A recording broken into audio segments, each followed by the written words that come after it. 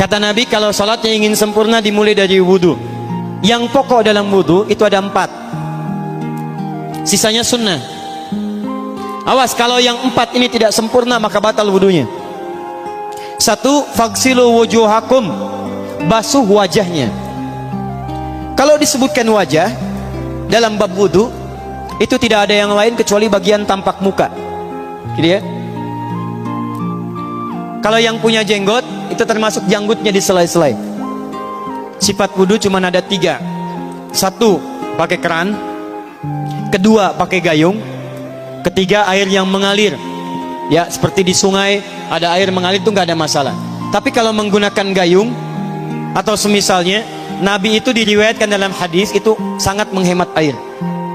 Bahkan pernah beliau kemudian berwudu, kalau kita kemudian hitung, itu hanya sejumlah Pak, seaqua gelas Pak, cukup. Atau yang kedua, menggunakan keran ya. Kalau sekarang kita ada keran, contoh ini kerannya. Ya. Kerannya agak tinggi sedikit. Dan kita sesuaikan. Ambil airnya. Misal contoh, ghosala. Ghosala itu bukan ditumpahkan, ambil air, tumpahkan di tempat yang akan dibasuh gini. Yang telunjuk itu kemudian menghapus atau menghilangkan kotoran di sela-sela mata, contoh. Yang jempol menghilangkan kotoran di sela-sela telinga bagian belakang di sini. Ya. Kalau misalnya saya mulai ambil airnya, kemudian saya tumpahkan di sini, yang telunjuk membersihkan di jari-jari di sini, di sela-sela mata. Yang jempol kemudian membersihkan di sela-sela di bawah telinga sini. Kemudian di selesai. 1. Tahan sebentar ya, ini praktek dulu sebentar. 2, wa aidiakum ilal marafiq, ini yang sering keliru. Dan tangan sampai siku. Jadi saat kita mengambil air wudhu, ambil airnya, tumpahkan dari sini ilal marafiq sampai ke siku, ke sini. Balikan lagi ke depan. Jadi bukan kerannya dibeginikan, sikunya dibeginikan, takut, bukan.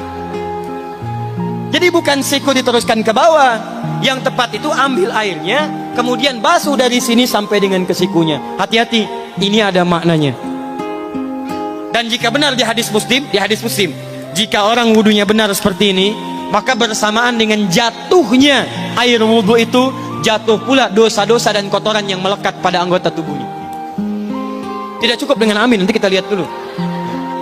Tangan selesai, pindah kemana? Bukan ke rambut, tapi kepala. Jadi dalam bab wudu yang diusap bukan rambutnya, kepalanya. Itulah keadilan Allah. Kalau yang diusap kepalanya, semua manusia yang hidup pasti punya kepala. Tapi kalau yang diusap rambutnya, ada ketidakadilan, karena tidak semua orang punya kepala, punya rambut. Tuh. Nah sekarang lihat sini. Ketika kita diminta mengusap kepala, bahasanya masaha. Masaha itu begini. Ini saya punten. Bismillah. Ini ya. Ambil airnya, tumpahkan, baru kemudian diusapkan ke kepalanya. Paham ya? Kalau yang ghosala, ambil, tumpahkan di tempat yang akan dibasuh.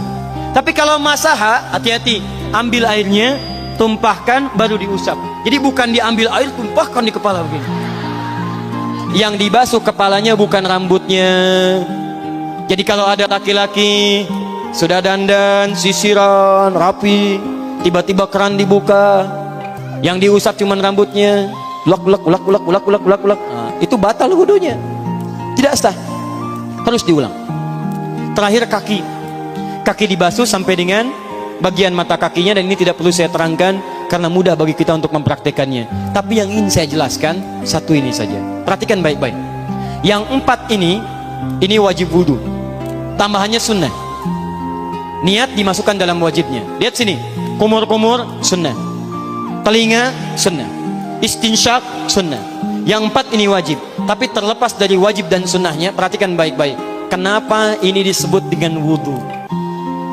Dan hebatnya Al-Quran mengistilahkannya dengan toharah. Toharah. Apa itu toharah?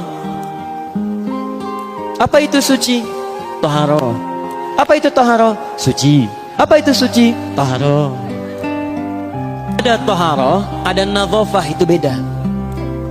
Kalau nadhafah, bersih luarnya, tapi belum tentu bersih dalamnya. Bisa jadi luarnya bersih tapi dalamnya najis. Misal, hewan yang paling najis apa? Yang haram. Misal hewan tadi itu, hewan babi misalnya, misal dibersihkan, dimandikan, disisir sampai bersih. Bersih tidak? Bersih, bersih. Tapi halal tidak? Suci tidak? Tidak. Al-khinziru nadhifun walakinnahu ghairu tahir. Babinya bisa bersih tapi tetap tidak halal, tidak suci dia, tetap haram, tetap najis. Paham? Tapi kalau bersih luarnya dan suci dalamnya, maka kalimatnya berubah dari nadhafah jadi taharah. Taharah. Orangnya disebut dengan tahir. Kalau rajin dikerjakan disebut dengan mutatahhir. Wudu dalam Quran disebut dengan taharah. Seakan-akan memberikan pesan, maaf, orang yang wudu itu bukan hanya bersih fisik luarnya saja. Jadi kalau orang wudunya bersih, bukan cuma wajahnya yang bersih. Kalau wudunya benar, bukan kotoran di tangan saja yang hilang, tapi mohon maaf, fisik dalamnya itu ikut suci. Fungsi tangannya jadi bersih, fungsi wajahnya jadi bagus, fungsi lisannya jadi bagus.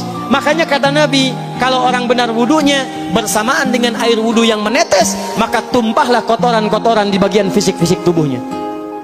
Jadi kalau kita benar wudunya kumur-kumur, kukumur, masukkan, misalnya masukkan, keluarkan, bersamaan dengan keluarnya air itu, maka kotoran-kotoran di lisan pun ikut keluar. Tangan dibasuh, bersamaan dengan dibasuhnya tangan, fungsi tangan yang kotor-kotor itu ikut hilang.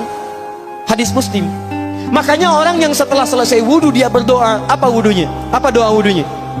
Asyhadu anna ilaha wa asyhadu anna Muhammadan Allahumma minat waj'alni minal, lihat sini, minal mutatahhirin, minat tawabin. Lihat, Bapak Ibu kan baru wudu, tapi kenapa doanya selesai tobat? Allahumma ja'alni minat tawabin. Ya Allah, jadikan saya termasuk orang tobat. Kita kan baru wudu, kenapa doanya baru selesai tobat? Sedangkan tobat itu mengakui kesalahan, menyesali kesalahan, dan berjanji meninggalkan yang salah, mengganti dengan yang baik-baik. Makanya kalau orang wudunya benar itu, begitu dia kumur-kumur, dia ingat kesalahan apa yang dikerjakan oleh lisan ini. Jadi begitu kemudian ditumpahkan airnya, hilang kotorannya. Maaf, yang suka mencela wudu, selesai wudu tidak akan mencela lagi karena tobat dari celaan. Makanya kalau wudu Anda benar, coba ingat-ingat, siapa korban dari lisan Anda yang tajam itu? Apakah ibu Anda yang pernah menangis karena lisan Anda? Apakah ayah Anda yang kecewa karena kalimat-kalimat Anda? Apakah tetangga Anda yang menjauhi Anda karena kata-kata kotor Anda? Kalau tiap hari Anda wudu, tapi kemudian lisan Anda masih kotor juga, ada yang salah. Anda cuma menghabiskan air untuk menghilangkan kotoran di lisan.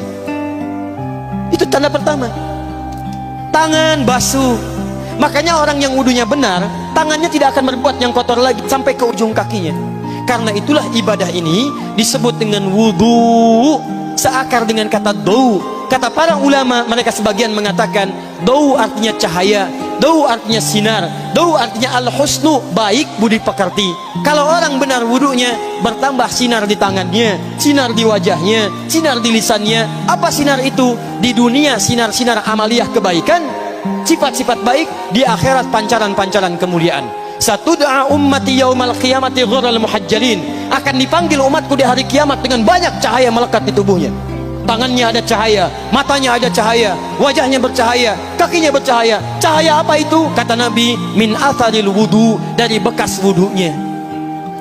Jadi kalau kita benar wudunya, itu kita jadi orang baik.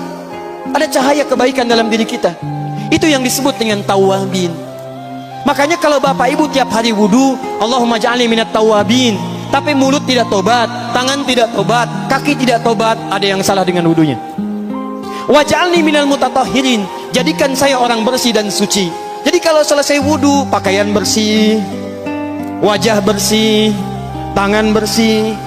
Ini pakaian bersih, pakai jas, pakai dasi, tapi tangan tidak bersih, korupsi juga, mencuri juga, menipu juga, ada yang salah dalam wudunya. Kalau kita bisa mengerjakan wudu ini dengan baik, maka naik status kita. Disebut sebagai, langsung oleh Al-Quran, disebut hamba yang dicintai oleh Allah Subhanahu wa ta'ala. Di Quran surah kedua Al-Baqarah ayat 222. Saya tutup.